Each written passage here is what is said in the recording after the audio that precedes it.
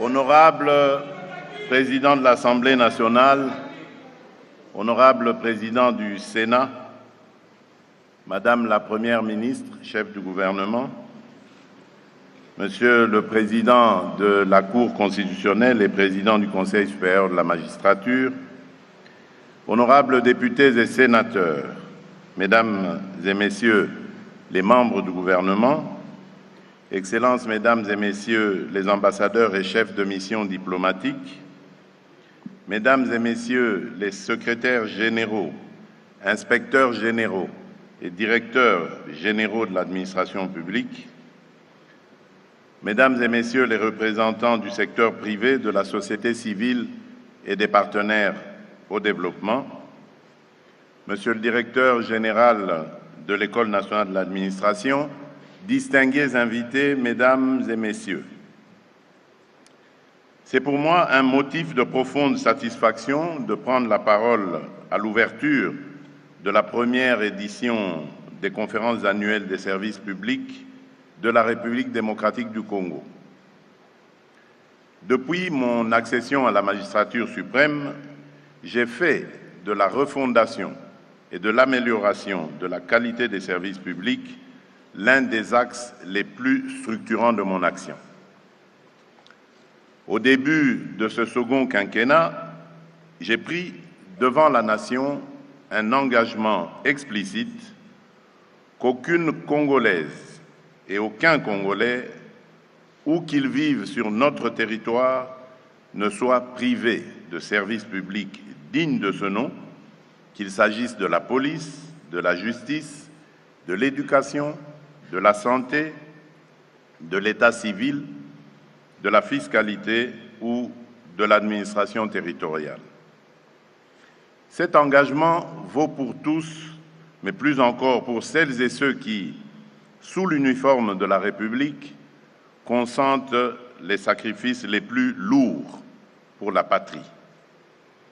Nos militaires, nos policiers, leurs épouses, leurs enfants, ne doivent plus être ceux qui attendent le plus longtemps devant un guichet, dans un hôpital, dans une école ou devant un bureau d'état civil.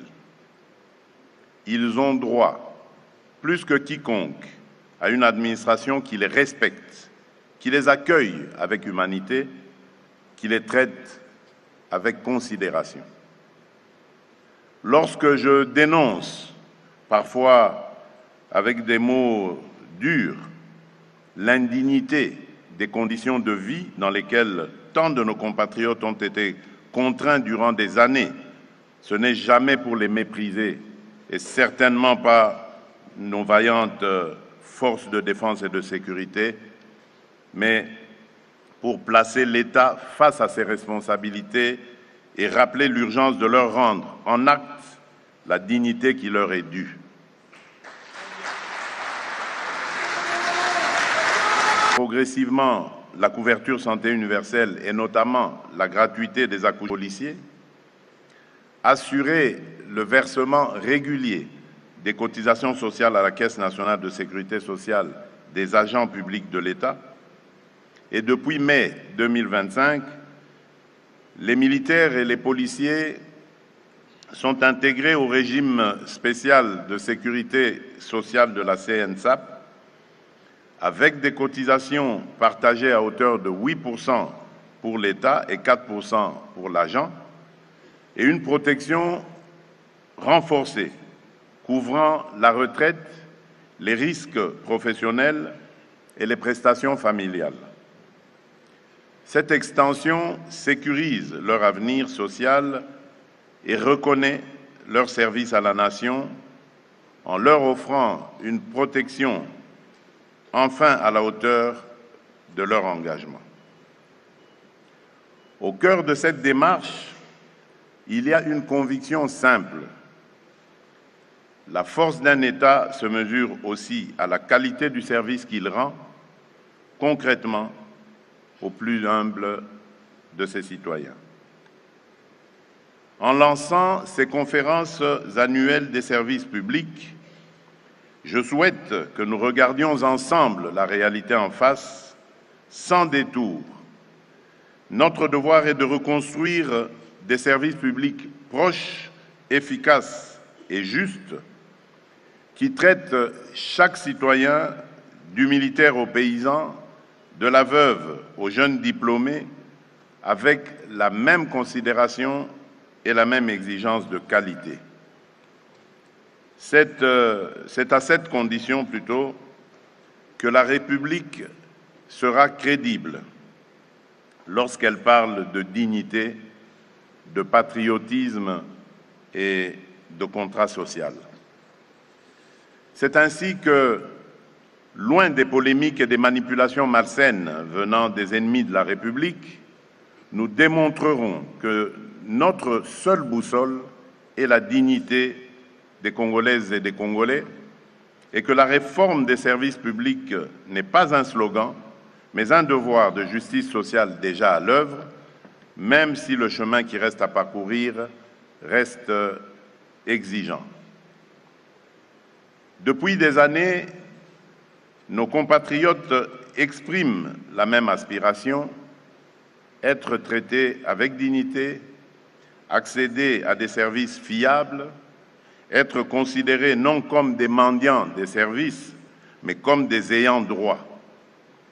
Trop souvent, ils ont trouvé en face d'eux des lenteurs administratives souvent injustifiées, des tracasseries voulues et entretenues, des pratiques illégales, parfois un mépris silencieux. Il n'est plus question de nous accommoder de ces dysfonctionnements. C'est pour rompre avec cette logique que j'ai souhaité que le ministère en charge de la fonction publique porte dans sa dénomination, comme dans ses missions, non seulement la gestion administrative des agents de l'État, mais surtout le pilotage de la modernisation de l'administration publique et de l'innovation du service public. Aucune réforme sérieuse ne peut se limiter aux carrières et aux avantages des agents, aussi légitimes soient-ils. La raison d'être du service public, c'est l'usager, le citoyen, l'entrepreneur, le policier, le militaire, l'étudiant, la mère de famille, le paysan, le jeune en quête de repères. C'est à partir de son expérience que sont réunis dans un même lieu les responsables des services de l'État, les acteurs de la société civile et les représentants du secteur privé pour réfléchir ensemble à l'avenir du service public congolais et à la qualité des prestations que nous offrons à nos populations. Ce mouvement doit se poursuivre, s'amplifier et se structurer. Nous n'avons pas le droit de céder à la résignation, ni à ce conservatisme silencieux qui, à force d'habitude, s'est érigé en norme. Chaque époque impose à ses serviteurs publics une responsabilité particulière, refuser la fatalité, transformer les contraintes en opportunités et faire de l'action publique, un instrument d'espérance collective. C'est cet objectif qui devrait guider notre action. Réformer les services publics, ce n'est pas changer quelques organigrammes, c'est revoir en profondeur nos standards et nos pratiques. Et je suis conscient que ce n'est pas une tâche facile. Cependant, tous mus par l'objectif d'un nouveau paradigme pour notre pays, devrions y arriver. Au cœur de ce chantier se trouve l'École nationale d'administration. L'ENA n'est pas une simple institution de formation. Elle doit être un laboratoire d'excellence où se conçoivent et s'expérimentent les nouvelles pratiques administratives, un creuset d'éthique où l'on apprend que servir l'État, c'est d'abord servir l'intérêt général et surtout un lieu de renouvellement des élites publiques plutôt, ouvert sur les réalités des provinces, sur les exigences de la transition numérique sur les standards internationaux de bonne gouvernance. Les services publics de la République doivent désormais être engagés résolument sur plusieurs fronts. La dématérialisation des démarches pour réduire les files d'attente, les déplacements coûteux, les contacts propices à la corruption et offrir partout où cela sera possible des procédures en ligne, traçables et sécurisées. La proximité, l'accessibilité, la disponibilité pour renforcer la présence de l'État au plus près des citoyens, notamment dans les territoires longtemps marginalisés, afin que la carte des services publics ne soit plus le reflet des inégalités géographiques. La circulation rapide et sécurisée de l'information pour mettre fin à la culture du secret injustifié, renforcer la transparence et permettre à chaque usager de suivre l'état de sa demande. Le respect strict des délais pour passer d'une administration qui prend acte à une administration proactive, qui répond à temps, qui assume ses responsabilités, y compris en cas de refus motivé. L'amélioration du rapport qualité-coût pour mieux utiliser chaque franc public, lutter contre les redondances et les gaspillages et veiller à ce que les services offerts soient à la fois efficaces et soutenables, la simplification et l'agilité afin de réduire les procédures inutiles, harmoniser les exigences entre services et faire de l'administration un partenaire de la vie économique, non un obstacle. Sur ces bases, il est indispensable que chaque service public fasse l'objet d'une évaluation régulière, débouchant, selon les cas, sur des sanctions positives, promotion, incitation, valorisation, ou négatives, correction, redéploiement, sanctions disciplinaires, l'ère de réalisation et de simplification. Je veillerai personnellement à ce que les réformes engagées autour de l'ENA et au sein de la fonction publique se poursuivent, se consolident et s'inscrivent dans la durée. Il en va de la crédibilité de notre administration, mais aussi de la confiance que nos partenaires placent en nous. Je ne doute pas que vos échanges feront émerger des propositions fortes, à même de nourrir cette vision et de dessiner les contours d'une transformation durable, profonde et irréversible de notre service public. Je compte sur chacune et chacun de vous pour faire de ces assises un véritable laboratoire d'idées, alliant rigueur de réflexion, audace de réforme, innovation responsable et sens aigu de l'intérêt général. Je vous invite à aborder ces travaux avec abnégation, pragmatisme et un haut sens du devoir du service public.